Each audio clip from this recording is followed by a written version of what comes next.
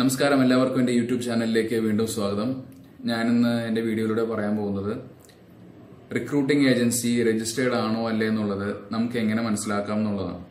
അപ്പോൾ ഒരുപാട് ആൾക്കാർ എൻ്റെ അടുത്ത് ചോദിച്ചൊരു കാര്യമാണ്, ചേട്ടാ എനിക്ക് ഒരു ഏജൻസിയുടെ അടുത്ത് നിന്ന് ഇങ്ങനെ ഒരു ഓഫർ വരുന്നു, ജോബ് ഓഫർ വന്നിട്ടുണ്ട്, പക്ഷെ അവർ രജിസ്റ്റേർഡ് ആണോ, അവർ ജെന്യുവൻ ആണോ എന്ന് എനിക്കറിയില്ല, എങ്ങനെയാണ് അത് മനസ്സിലാക്കുക എന്ന് ചോദിച്ചിരുന്നു. അപ്പോൾ ഈ റിക്രൂട്ടിംഗ് ഏജൻസികൾ രജിസ്റ്റേർഡ് ആണോ അല്ലേ എന്ന് അറിയാനായിട്ട് വളരെ സിമ്പിളാണ്. അതിന് ജസ്റ്റ് നമ്മളൊന്ന് ഇന്റർനെറ്റിൽ ഒന്ന് ചെക്ക് ചെയ്താൽ മാത്രം മതി. അപ്പോൾ അതിനാദ്യം നമുക്ക് വേണ്ടത് ആരാണ് രജിസ്റ്റേർഡ് ഏജന്റ് എന്നുള്ളത് നമ്മൾ ആദ്യം അറിയണം. PGE സർട്ടിഫൈഡ് ആയിട്ടുള്ള ഒരു ഏജൻസിയാണ് രജിസ്റ്റേർഡ് ഏജൻസ് എന്ന് പറയുന്നത്. നമ്മുടെ നാട്ടിൽ ഒരുപാട് ട്രാവൽസുകളുണ്ട്, അല്ലെങ്കിൽ ലോക്കലായിട്ട് റിക്രൂട്ട് ചെയ്യുന്ന ഒരുപാട് ഏജൻസീസ് ഉണ്ട്. പക്ഷേ ഒരു വ്യക്തിയെ ഒരു രാജ്യത്ത് നിന്ന് വിദേശ രാജ്യത്തേക്ക് ജോലിക്ക് വേണ്ടി കൊണ്ടുപോകുമ്പോൾ അവർക്ക് ഉണ്ടായിരിക്കേണ്ട ചില കാര്യങ്ങളുണ്ട്. അതായത് അവർക്ക് സ്പെഷ്യലായിട്ട് രജിസ്ട്രേഷൻസും സ്പെഷ്യൽ സർട്ടിഫിക്കേഷനും അത്യാവശ്യമാണ്. ആസ് പെർ ഗവൺമെന്റ് ഓഫ് ഇന്ത്യയുടെ റൂൾ അനുസരിച്ച് അതിന് വ്യക്തമായ ഒരു പ്രൊസീജിയർ തന്നെ അവർ കൊടുത്തിട്ടുണ്ട്. അപ്പോൾ ഇത്തരത്തിലുള്ള ഏജൻസിക്ക് ലൈസൻസ് ഇഷ്യൂ ചെയ്യുന്നത് പ്രൊട്ടക്ടർ ജനറൽ ഓഫ് എമിഗ്രൻസ് എന്ന് പറയുന്ന ഒരു വിങ് ആണ്.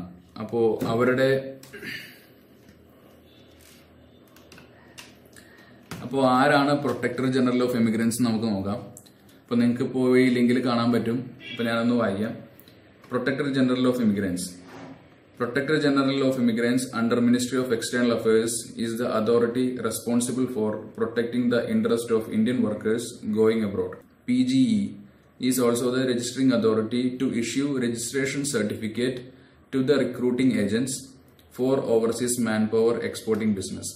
അപ്പോൾ PGE സർട്ടിഫൈഡ് ആയിട്ടുള്ള ഒരു ഏജൻസിയാണ് ആക്ച്വലി നമുക്ക് വിശ്വസിക്കാൻ സാധിക്കുന്നത്. അവർക്ക് മാത്രമാണ് വിദേശത്തേക്ക് ഒരു വ്യക്തിയെ ജോലിക്കായിട്ട് കൊണ്ടുപോകാനായിട്ടുള്ള ലൈസൻസ് ഉള്ളൂ. അപ്പൊ അത്തരത്തിലുള്ള ഏജൻസിയെ നമുക്ക് എങ്ങനെ മനസ്സിലാക്കാന്ന് വെച്ചാൽ, മിനിസ്ട്രി ഓഫ് എക്സ്റ്റേണൽ അഫയേഴ്സിന്റെ വെബ്സൈറ്റിൽ കയറി കഴിഞ്ഞാൽ നമുക്ക് അതിനുള്ള ഒരു ലിസ്റ്റ് കിട്ടും. അതായത് കറണ്ട് ഡേറ്റിൽ ആർക്കൊക്കെയാണ് ഈ ലൈസൻസ് ഇഷ്യൂ ചെയ്തിട്ടുള്ളത്, ആരുടെയൊക്കെയാണ് ലൈസൻസ് ബ്ലോക്ക് ആയിട്ടുള്ളത് എന്നുള്ളത് നമുക്ക് മനസ്സിലാവും. മെയിൻലി എന്തിനാണ് പ്രൊട്ടക്ടർ ജനറൽ ഓഫ് എമിഗ്രൻസ് ഇങ്ങനെ ഒരു ലൈസൻസ് ഇഷ്യൂ ചെയ്യുന്നതെന്ന് വെച്ചാൽ, ഇപ്പോൾ ഒരു ഏജൻസി ഒരു ജോബ് ഓഫർ തന്നു, നമുക്ക് അതിനകത്ത് എന്തെങ്കിലും ഒരു ബുദ്ധിമുട്ട് സംഭവിച്ചു, അതായത് ആ ഏജൻസി നമ്മളെ പറഞ്ഞതുപോലെ നമ്മളെ വിദേശത്തേക്ക് കൊണ്ടുപോയില്ല, അല്ലെങ്കിൽ നമ്മളുടെ എമൗണ്ട് ബ്ലോക്കായി, അങ്ങനെ എന്തെങ്കിലും ഒരു കാര്യം വന്നാൽ നമ്മൾ ആരുടെ അടുത്ത് കംപ്ലൈന്റ് ചെയ്യും? അവരാണ് protector general of emigrants. Protector general of എമിഗ്രൻസിന്റെ ഒരു നിയമം അനുസരിച്ച് ഈ ഒരു ലൈസൻസ് ഇഷ്യൂ ചെയ്യുന്നതിന് ഒരു ഏജൻസിക്ക് ചില നിബന്ധനകളുണ്ട്. അതായത് ഫസ്റ്റ് തിങ്, ഈ ഒരു ഏജൻസി 25,000 കൊടുത്ത് ആദ്യം തന്നെ ലൈസൻസിന് ഇഷ്യൂ ചെയ്യണം.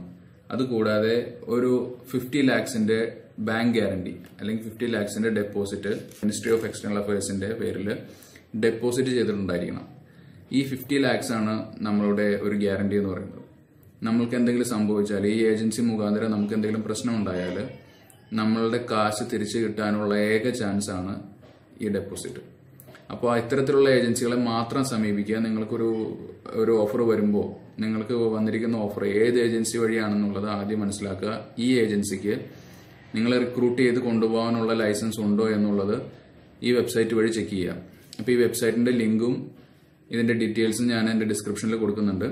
കറന്റ്ലി ഏതൊക്കെ ഏജൻസിക്കാണ് ഈ ലൈസൻസ് ഉള്ളതെന്നുള്ളത് ഇതിന്റെ ഒരു PDF ലിസ്റ്റ് തന്നെ വെബ്സൈറ്റിൽ അപ്ലോഡ് ചെയ്തിട്ടുണ്ട്. അത് ഡേ ബൈ ഡേ അപ്ഡേറ്റ് ചെയ്തുകൊണ്ടിരിക്കും. അപ്പോൾ ഇന്ന് ഞാനിപ്പോൾ ഈ വീഡിയോ ചെയ്യുന്ന സമയത്തുള്ള അപ്ഡേറ്റഡ് ആയിട്ടുള്ള ലിസ്റ്റ് ഞാൻ ഈ വീഡിയോയുടെ ലിങ്കിൽ ഡിസ്ക്രിപ്ഷനിൽ ഞാൻ കൊടുത്തിട്ടുണ്ട്. നിങ്ങൾക്ക് ചെക്ക് ചെയ്ത് നോക്കാവുന്നതാണ്. സാധാരണ നമ്മളൊരു വിദേശത്തേക്ക് പഠിക്കാൻ പോകുമ്പോൾ അല്ലെങ്കിൽ എഡ്യൂക്കേഷന്റെ ഭാഗമായിട്ട് പോകുമ്പോൾ ഇത്തരത്തിലുള്ള ഒരു പ്രശ്നം നമുക്ക് സാധാരണ സംഭവിക്കാറില്ല. കാരണം എഡ്യൂക്കേഷന് വേണ്ടി ചെയ്യുന്ന മിക്ക ഏജൻസീസും അങ്ങനെ ഒരു ഫ്രോഡ് ആയിട്ടുള്ള ഒരു രീതിയിൽ ഒന്നും ചെയ്യാറില്ല. നമ്മളെ പ്രോപ്പർ ചാനലിലൂടെ മാത്രമേ ചെയ്യുള്ളൂ.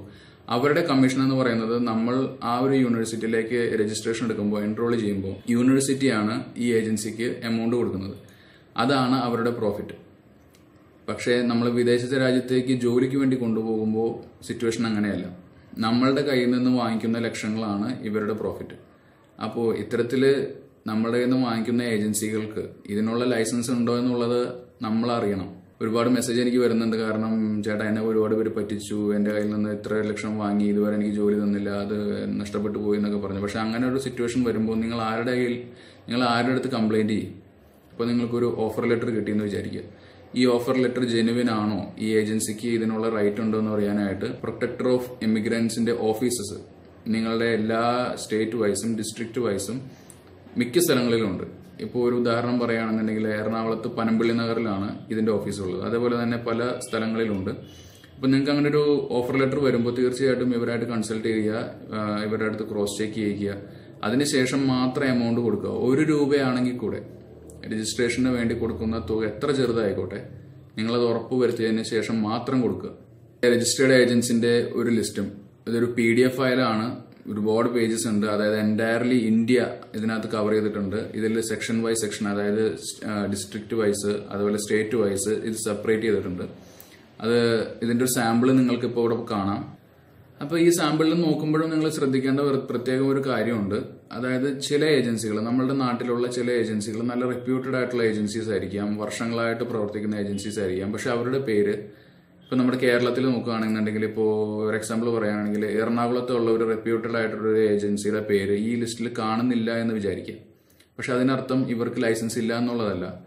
കാരണം ഈ ലൈസൻസ് ഇഷ്യൂ ചെയ്യുന്നത് ഇവരുടെ മെയിൻ ബ്രാഞ്ചിന്, അതായത് ഇവരുടെ ഹെഡ് ഓഫീസിന് വേണ്ടിയിട്ടായിരിക്കും. ഇപ്പൊ ഒരു ഉദാഹരണം പറയുകയാണെന്നുണ്ടെങ്കിൽ, ഇപ്പൊ എറണാകുളത്ത് വളരെ ഫേമസ് ആയിട്ട് റൺ ചെയ്യുന്ന ഒരു മാൻ പവർ ഏജൻസിയാണ് ജെറി വർഗീസ് അല്ലെങ്കിൽ ജസീന മറൈൻ. അപ്പൊ ഇവർക്ക് ലൈസൻസ് ഉണ്ടോ എന്നുള്ളത് നമ്മൾ ഈ ലിസ്റ്റിൽ നോക്കിക്കഴിഞ്ഞാൽ, നമ്മളിപ്പോ കേരള സ്റ്റേറ്റ് എടുത്തു, എറണാകുളം ഡിസ്ട്രിക്ട് എടുത്തു, എറണാകുളത്ത് നമ്മളുടെ ഇവരുടെ പേര് ചെക്ക് ചെയ്ത് നോക്കി ചിലപ്പോൾ കാണണമെന്നില്ല. കാരണം ഇവരുടെ ഹെഡ് ഓഫീസ് ബോംബെയിലാണ്. അപ്പൊ നമ്മൾ മഹാരാഷ്ട്ര എടുത്തിട്ട് ബോംബെ സിറ്റിയിൽ നോക്കിക്കഴിഞ്ഞാൽ ഇവരുടെ പേര് കാണാൻ പറ്റും. അപ്പൊ അതുപോലെ തന്നെയാണ് നിങ്ങൾക്ക് ഇപ്പോൾ തരുന്ന ഏജൻസിക്ക് നിങ്ങളുടെ കേരളത്തിലുള്ള ബ്രാഞ്ചിന് നിങ്ങൾ നോക്കുമ്പോൾ കണ്ടില്ല എന്നുണ്ടെങ്കിൽ നിങ്ങൾ അവരുടെ വെബ്സൈറ്റിൽ കയറി നോക്കുക, അവരുടെ ഹെഡ് ഓഫീസ് എവിടെയാണെന്ന് നോക്കുക. ആ ഹെഡ് ഓഫീസിന് ഇവർക്ക് ലൈസൻസ് ഉണ്ടോ, കൂടാതെ ആ ലിസ്റ്റിന്റെ എൻഡിൽ നിങ്ങൾക്ക് കാണാം അതിന്റെ ലൈസൻസിന്റെ സ്റ്റാറ്റസ് എന്താണ്. ഇപ്പോൾ ആക്റ്റീവ് ആണോ, ക്യാൻസൽഡ് ആണോ, അല്ലെങ്കിൽ റിന്യൂവൽ ആണോ. അപ്പൊ നമുക്ക് ഡേറ്റ് ബൈ ഡേറ്റ് നമുക്ക് ചെക്ക് ചെയ്ത് നോക്കാൻ സാധിക്കും. അപ്പൊ നിങ്ങളിപ്പോൾ നോക്കുന്ന ആൾക്കാർ ദയവേത് ഒരു കാര്യം ശ്രദ്ധിക്കുക. ഞാൻ ഈ വീഡിയോ അപ്ലോഡ് ചെയ്യുന്ന സമയത്തുള്ള ലിസ്റ്റാണ് ഞാൻ ഇതിന്റെ താഴെ കൊടുത്തിരിക്കുന്നത്. ഇപ്പൊ നിങ്ങൾ കാണുന്നത് ഒരു 2 മാസം 3 മാസത്തിന് ശേഷമാണെന്നുണ്ടെങ്കിൽ ഈ വെബ്സൈറ്റിൽ കയറി ലേറ്റസ്റ്റ് ലിസ്റ്റ് ചെക്ക് ചെയ്ത് നോക്കുക.